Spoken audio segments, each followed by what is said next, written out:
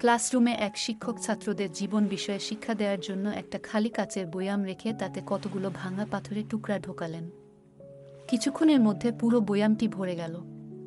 তখন তিনি ছাত্রদের বললেন, এটাতে কি আর পাথরক্ষণ ঢুকানো যাবে? ছাত্ররা উত্তর দিল, না স্যার। শিক্ষক বললেন, তাহলে বলা যায় বয়ামটা ভরে গেছে? ছাত্ররা উত্তর দিল, হ্যাঁ স্যার।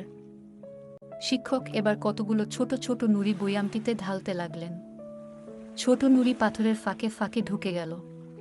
তিনি এবার বললেন, এবার নিশ্চয়ই বয়ামটা ভরেছে। ছাত্ররা আবারও বলে উঠল, হ্যাঁ স্যার। তিনি এবার বালু ঢালতে লাগলেন। পাথর আর নুড়ির ফাঁক গলে বালুকণা ঢুকতে লাগল এবং বয়ামটিকে পূর্ণ করে তুলল। শিক্ষক বললেন, তোমরা লক্ষ্য করেছ যে বয়ামটি বারে বারে বিভিন্ন উপাদান দিয়ে পূর্ণ হচ্ছে। এবার আমরা পুরো ব্যাপারটাকে যদি শেষ থেকে করি কি হয় দেখি। প্রথমেই যদি আমরা বয়ামটি বালি দিয়ে পূর্ণ করে ফেলি তাহলে কি হবে? তিনি এবার অন্য একটি একই প্রকার বয়ামে বালি দিয়ে পূর্ণ করলেন। এবার বয়ামে আর পাথর আর নুড়ি ঢুকার কোনো জায়গা অবশিষ্ট রইল না। তিনি তখন বললেন, এ থেকে আমরা জীবন সম্পর্কে খুব গুরুত্বপূর্ণ শিক্ষা নিতে পারি।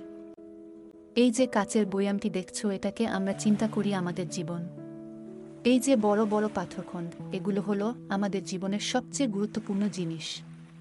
আমাদের পরিবার, বাবা মা, ভাই বোন, স্বামী স্ত্রী, সন্তান, আমাদের স্বাস্থ্য, আমাদের শিক্ষা।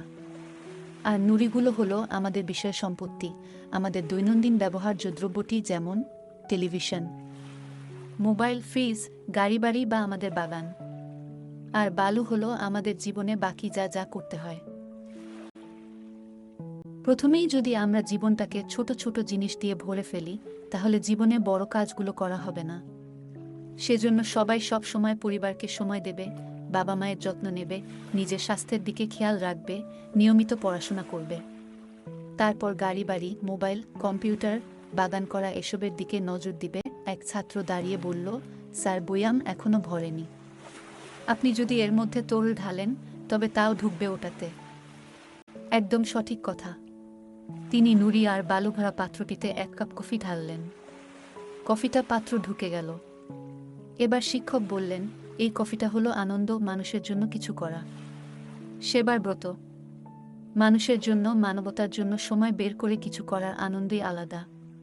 জীবনটাকে যতই আটসাট মনে হোক না কেন, যতই তুমি ব্যস্ত থাকো না কেন, জীবনকে উপভোগ করো।